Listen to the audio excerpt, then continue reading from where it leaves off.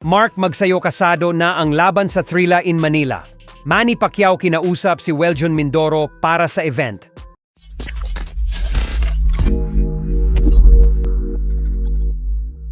So inilabas na po ng WBC ang official announcement kanina lamang. Nakasado na ang laban ng ating pambato na si former WBC Featherweight World Champion Mark Magnifico Magsayo para sa golden anniversary ng Thrilla in Manila na siyang nakatakdang ganapin sa Oktubre 29 sa Araneta Coliseum sa Cubao. Ayon mismo sa WBC ay makakatapat ni Magsayo ang pambato ng Italia na si Michael Magnesi para sa isang WBC World Title Final Eliminator fight kung saan ang magtatagumpay sa kanila ay ang siyang automatic na magiging mandatory challenger para sa kasalukuyang WBC Super Featherweight World Champion o Shaki Foster.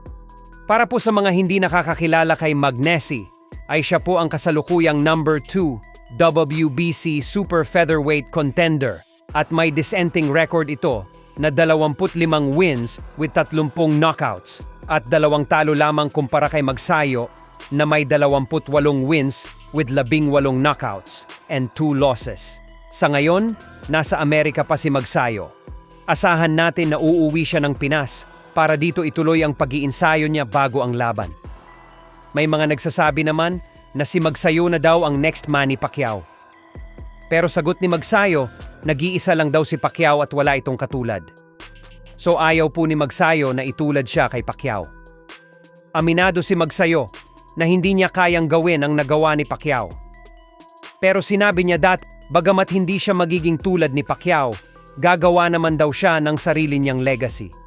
Samantala, ay inilabas naman ng head trainer ni Jerwin Angkas na si Coach Joven ang video kung saan makikita natin na kinakausap ng ating pambansang kamao ang middleweight knockout artist na si Weljun Mindoro patungkol sa Thrilla in Manila sa Oktubre 25.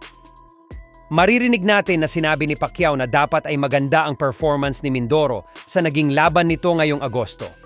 At alam naman po natin, lahat na muling magtagumpay si Mindoro via knockout.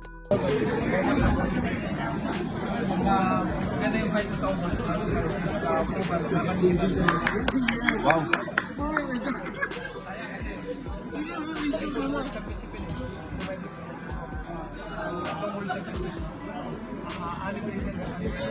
Dire mo?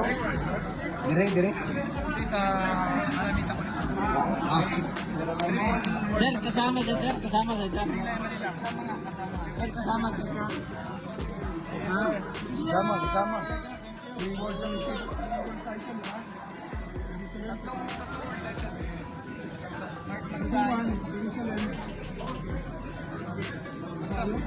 Magsayo.